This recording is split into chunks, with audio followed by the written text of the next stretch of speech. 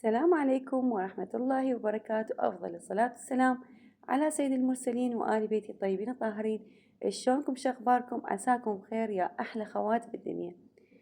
أول شي قبل ما نبدي الفيديو أعطونا لايك وكومنت حلو. يلا حبيباتي تعالوا خلينا نبلش وياكم. طبعا صار لي يومين ما ناشرة أي شي.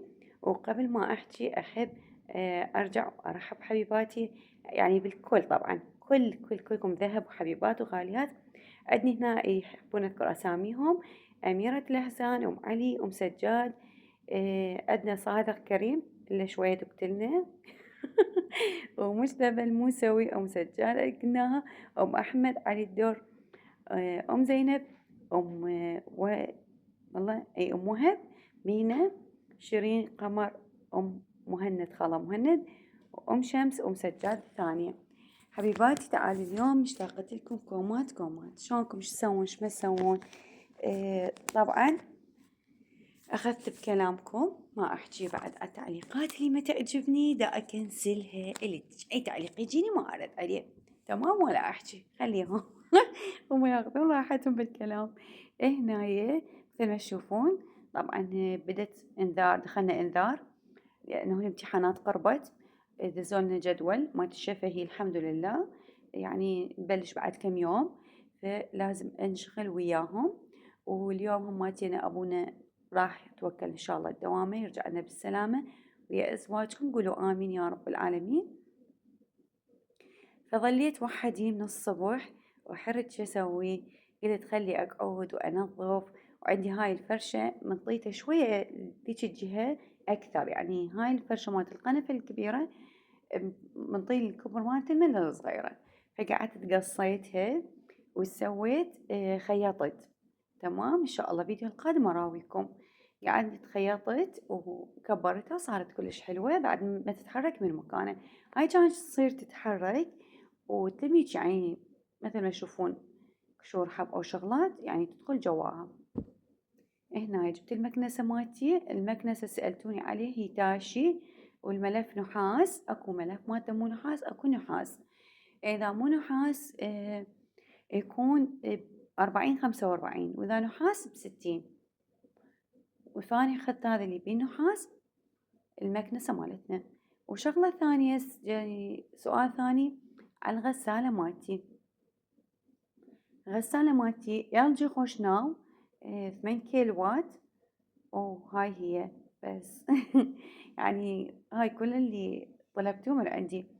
فاحجولي يلا ايش تسوون انتو بنات اليوم؟ شنو كان غداكم؟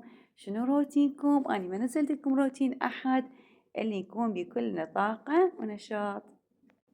احنا قلنا بما انه هو يعني اليوم ابونا حي يعني يروح الدوامة، رادوا من عندي تبسي سمج، وسويت لهم تبسي سمج، بس سويت التمن على طريقتي مو على طلبهم.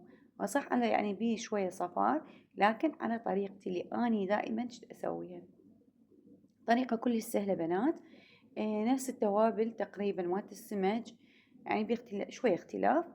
زين، يعني الصوص مالت السمج بس شوية اكو اختلاف. سويت وطبعا تشوفون. وهنا جبت دا اكنس المكنسة بالمكنسة، ورحت هماتينا ادور نفس الحالة.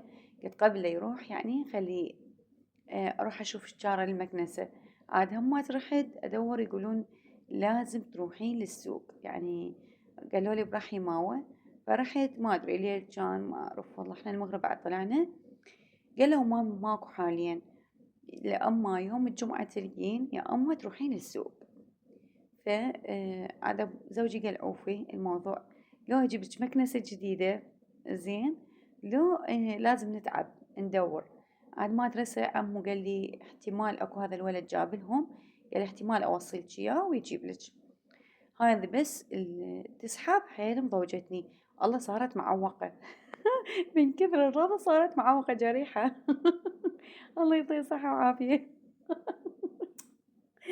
اي. فيا بنات طلبتوني ادعي لكم بالذرية، وطلبتوا لي ادعي لكم بالشفاء. الحمد لله ما دا اقصر وياكم ان شاء الله. وربي يرزقكم كل اللي تتمنوه، ويرزقكم ضعف رزقنا. قولوا امين. وان شاء الله ينجح اولادكم واولادنا، لانهم ابواب امتحانات، وكلنا خلينا ندعي للطلاب عسى ولعل. أي حبيباتي، فلازم كلنا نقعد وندعي لأولادنا وأولادكم وأولاد كل السامعين بنات، لا تقصرون بالدعاء خاصة بهالأيام. شوفوا هنا طلعت معكرونة زين، رادوا من عندي فطلعت لهم هيك ماعون صغير، قلت لكم حاجة خل أغسلها وأنظف، لأنه أني غسلت جزء من المواعين بدون ما أصور.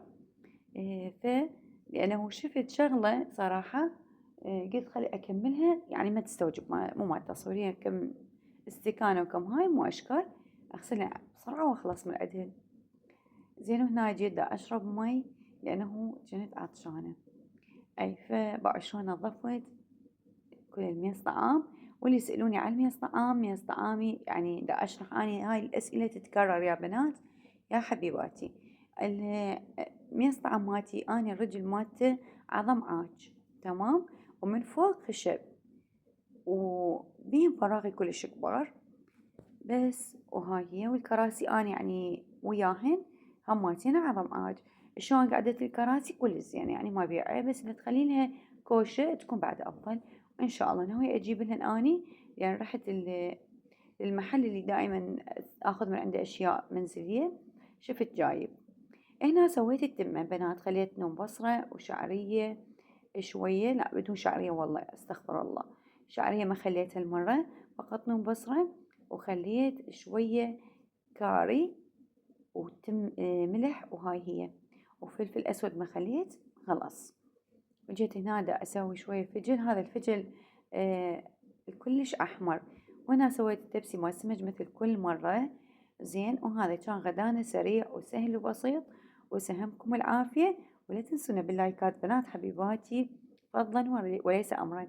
واليوم حبيت فقط أسوي لكم الفيديو قصير، ما أريد يعني شلون أطول عليكم هواية. فايش تحبون الفيديو القادم إن شاء الله أنزل لكم اكتبوا لي. طبعا أكيد أنا حشارككم يعني يومي وروتيني زين. وهنايا جيت طلعت هاي شلون نقول منشفة جديدة الخاولي زين، قلت خلي أمسح القلاصات وأرجعهن بعد ما أريد ذنيك الخاوليات أمسح بيهن فقط بهاي. والباقيات كليتن خليتن لتنظيف الكاونتر والطباخ وهالأمور. تمام تمام. فإن شاء الله بنات أريد من عندكم هالأيام كلنا ندعي بأنه الله يوفق أطفالنا، لعل يعني عسى ولعل واحدة من عندنا أقرب من الثانية، الرب العالمين. ولو كلنا إن شاء الله رب العالمين ما يردنا، لأنه بابه مفتوح بكل وقت للدعاء. ودعائكم الأولادي مستجاب إن شاء الله، ودعائي لأولادكم أكيد مستجاب إن شاء الله. ليش؟ لأنه دعاء الغريب للغريب مستجاب.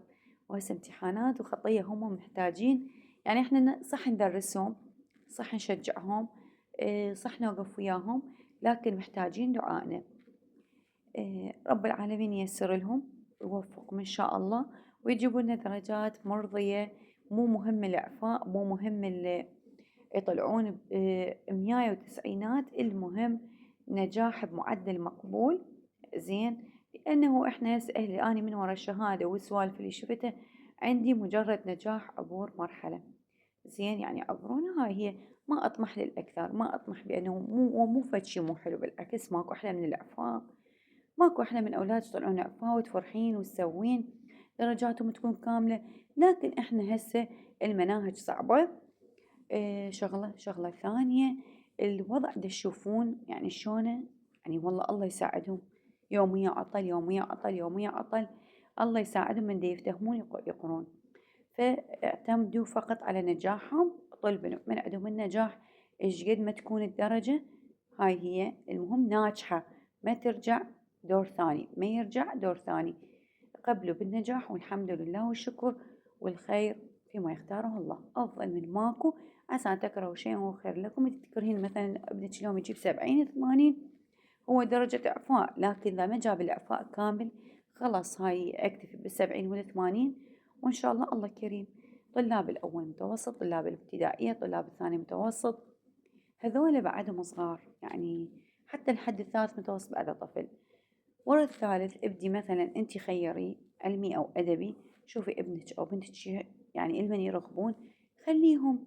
ما قدروا خليهم بالمهني، المهني افضل بهواية من العلمي والادبي.